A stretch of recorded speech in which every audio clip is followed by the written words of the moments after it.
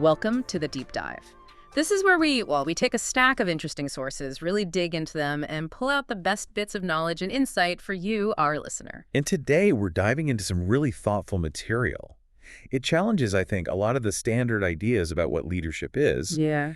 and maybe more importantly, what it actually asks of us. Yeah, exactly. Our source today is an essay, or maybe a passage, called The Quiet Mirror, Leadership Through Self-Reflection. hmm And we're focusing on a specific part, Episode 2, The Mirror Beside the Road.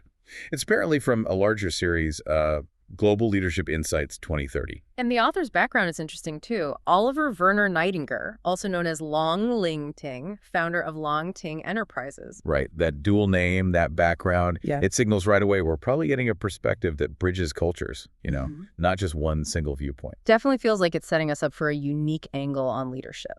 So our mission today is really to get into the core ideas here. It talks about leadership, self-reflection, cultural understanding, all woven together in a way that feels quite personal but also universal. We want to pull out the key insights, understand the what, but also the why frame it this way, and maybe how can these ideas actually shape your leadership in your own life? Yeah, and we're aiming for a tone that matches the material itself. Yeah. Reflective, insightful, giving the ideas some space to land. Not just rushing through bullet points, more about sitting with the questions. Think of us as walking beside you as you explore this, kind of like how the source describes its own companion workbook. Okay, let's really unpack this then. The passage opens with this quote.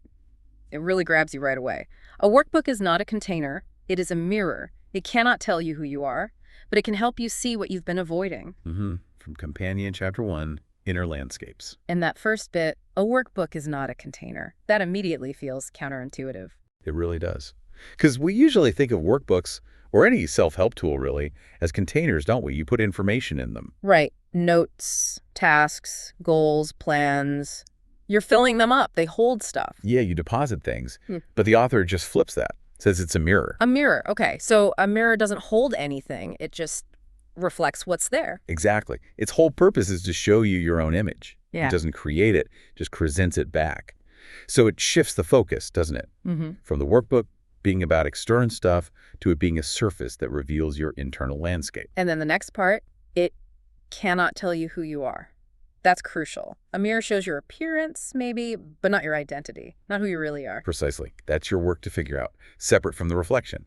The mirror shows a facet, a moment, but, and this is the key bit, it can help you see what you've been avoiding. Okay, so if this workbook mirror reflects our inner landscape, what kind of things might we be avoiding looking at as leaders or just as people? Well, this is where it gets, as the source says later, a bit tender.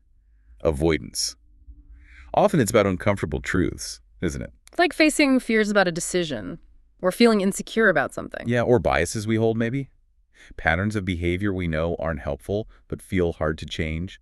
Or even just the emotional toll of leadership, the stress, the loneliness. Things that challenge the image we want to have of ourselves. Exactly. The mirror just reflects what is, making it harder to ignore those bits we usually turn away from. Which brings us to this idea that reflection itself is quietly radical. The source says, in a world that rewards speed and surface, sitting with a question feels strange, even rebellious. Why rebellious? Well, think about what usually gets rewarded, especially in business or leadership contexts. Speed, right? Quick decisions, fast results. And surface, polished presentations, looking confident. Exactly. Visible achievements, constant activity. That's often the measure of success. Constant motion, keep doing. Right. So against that background, stopping, pausing, just sitting with a question without immediately needing an answer or jumping to action.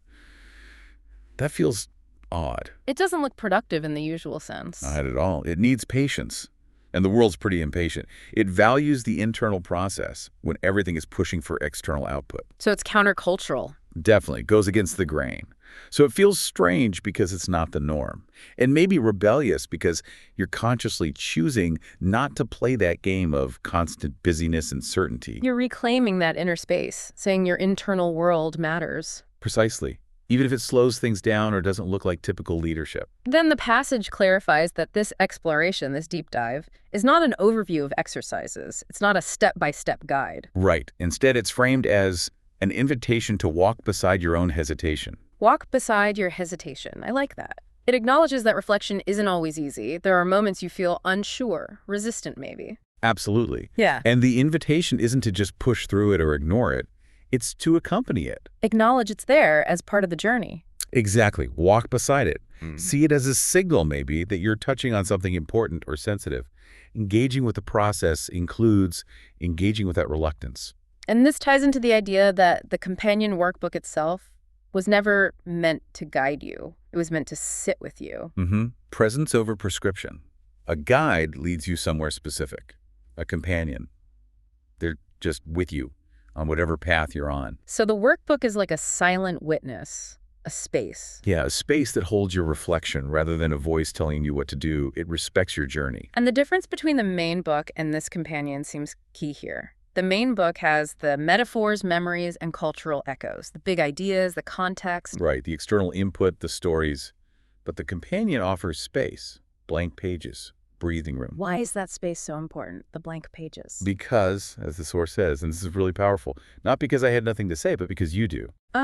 So it's not about the author filling the space. It's about creating space for your insights to emerge. Exactly. It's a huge act of trust in the reader, in you. It acknowledges that real growth isn't just about absorbing knowledge. It's about mixing that external stuff with your own experience, your own feelings. The blank pages are for your inner dialogue. The breathing room lets you hear your own voice. That's it. You need that pause to let your inner knowing surface above all the noise. So the whole foundation seems to be building this internal awareness first, using that reflective space. Yes, it's about centering yourself in your own leadership journey. Before you lead others, you need to understand your own inner territory. Okay, so from that base of reflection, the passage moves into leadership concepts. And it starts with a really interesting point. We begin not with goals, but with grounding. Yeah, that's another big shift from a lot of leadership thinking, isn't it? So much focus is usually on goals, vision, future outcomes. Where are we going? What are we achieving? Right, which is important, of course. But this approach says, hold on. Before we charge forward, let's get grounded. Let's connect with where we actually are. So less where are we going and more where are we standing right now? Exactly. Grounding is about stability, presence, connecting to this moment.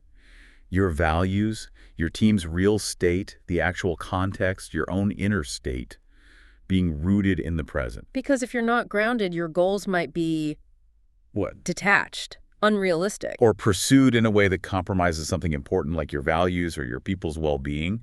You need that solid foundation first. Okay, then it introduces leadership archetypes, but with a really important distinction. They are not types to fit into, but lenses to try on. Yes, that's crucial. These aren't personality boxes. You're not meant to say, okay, I'm this type of leader. That's limiting. So it's more like exploring different facets, rather than labeling yourself. Exactly. Think of them as different perspectives, different energies or ways of being that you can explore. You look through the lens of an archetype to understand a situation or a quality within yourself. It's about expanding your range, your flexibility. This comes through really clearly in the quote, "You are not a leader. You are a constellation of leadership energies, changing with context, culture, and conscience." I love that phrase, constellation of leadership energies. It's so dynamic. Not one fixed point, but many lights shifting depending on where you're standing. And the things that cause the shift are named context, culture, and conscience. Those are the key influences. Context, the situation you're in. A crisis needs different energy than day-to-day work. Right. Culture, the environment, the norms. Leading in one organizational culture is different from another. And conscience, that's the internal compass. Exactly. Your values, your ethics, they guide which energies you choose to bring forward and how you use them.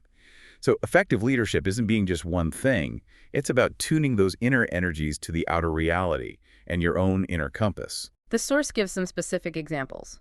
First, maybe you're the weaver connecting fragile threads. What does that look like in practice? The weaver. That's about bringing things together, seeing connections others might miss, building bridges between people or ideas, especially when things feel fragmented or relationships are strained. Like smoothing things over, building consensus. Yeah, or mending trust. It requires patience, seeing the bigger picture, fostering collaboration. Think of a leader who's great at getting different teams to work together. Okay. Then there's the firekeeper holding warmth in times of loss. This really speaks to the emotional side of leadership, doesn't it? The firekeeper maintains morale, hope, community when things are tough. During setbacks, changes, uncertainty. Exactly. They offer comfort, make sure people feel supported, keep the group spirit alive so it doesn't just get cold and give up. It's about empathy, resilience, tending to the emotional climate. And the third one, the gate opener saying what others are afraid to speak. Ah, the truth teller, the one with courage. The gate opener points out the elephant in the room, the uncomfortable reality, the problem everyone's avoiding. That takes guts. It really does. They challenge the status quo, open up difficult conversations. That energy is crucial for change, for integrity. But it might not make you popular. So the idea isn't I am a weaver or I am a gate opener. It's more like recognizing, okay, this situation needs weaver energy, or my conscience is telling me it's time for gate opener energy. Exactly right. And the source sums it up perfectly. These are not identities, they are invitations. Invitations to explore these different ways of being a leader within yourself. Yes, to become aware of this whole spectrum of energies you have access to, and to consciously choose which ones to activate depending on what's needed, developing that fluency. Okay, so from our inner landscape in these archetypes, the source shifts to chapter 3 and this idea of cultural icebergs. Right, a familiar metaphor, but applied very specifically to leadership here, the core idea. What we see is just the tip, but leadership happens below the surface. This feels incredibly relevant today with such diverse workplaces. The tip is the obvious stuff, right? Language, food, how people dress. The visible customs.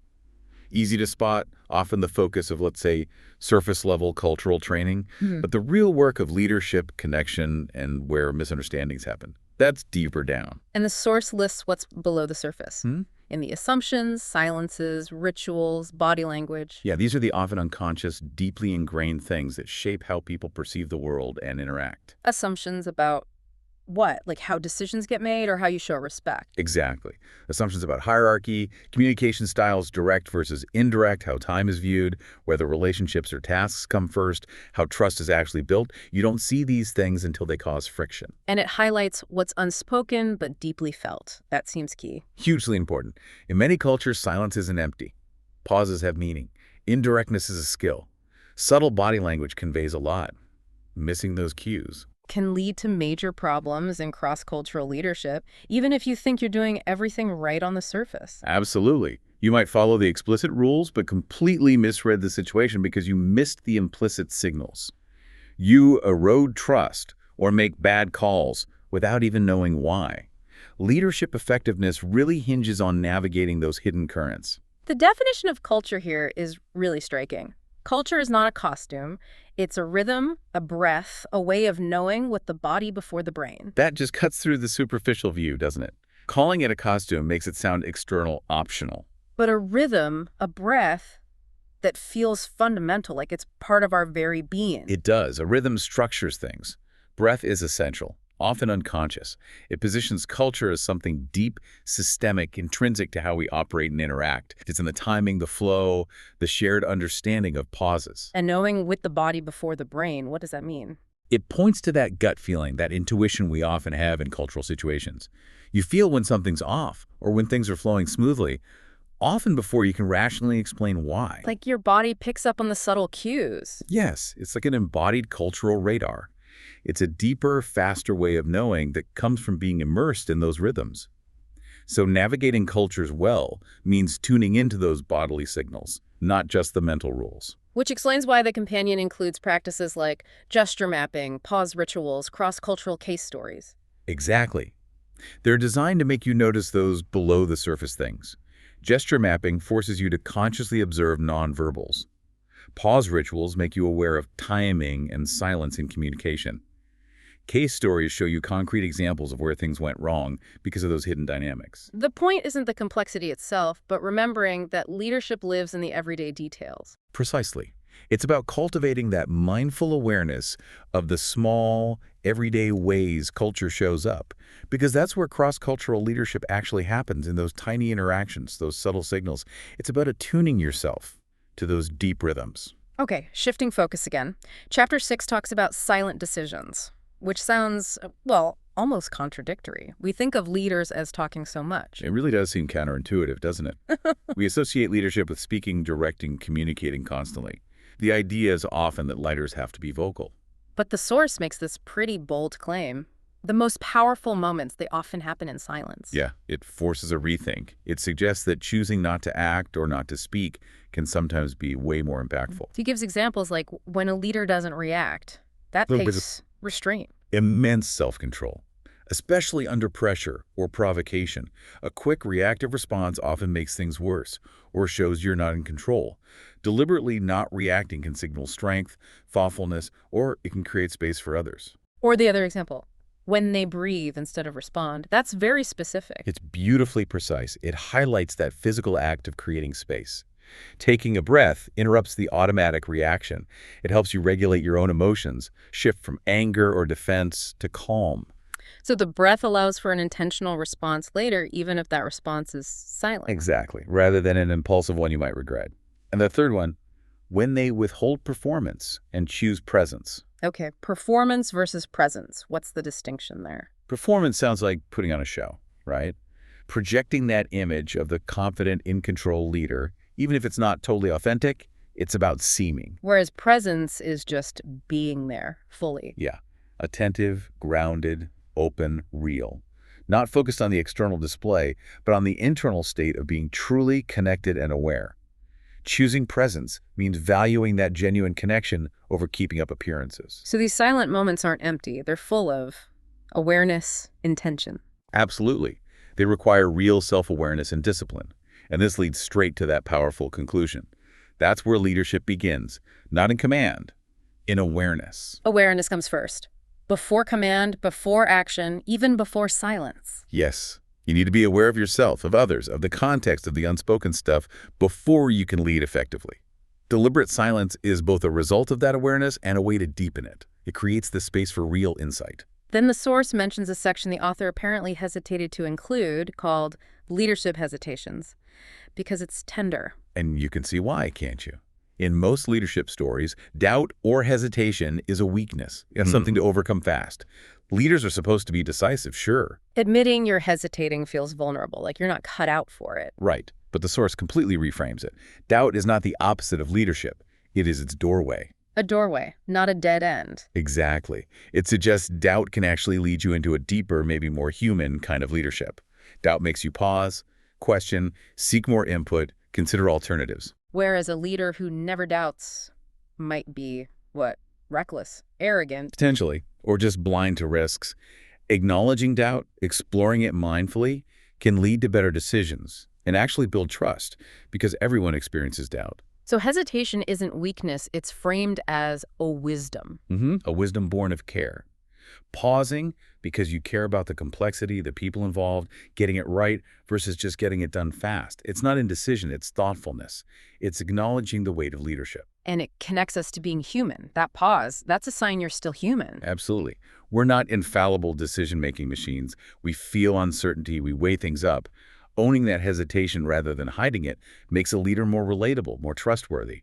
It shows humility. Okay, so after exploring these internal states, culture, silence, the source talks about moving to body-based practices, things like embodied clicks, digital pause points, 30-second reflections, especially relevant in our digital world. It really is. We live so much through screens in our heads. It's easy to get disconnected from our bodies, our nervous systems.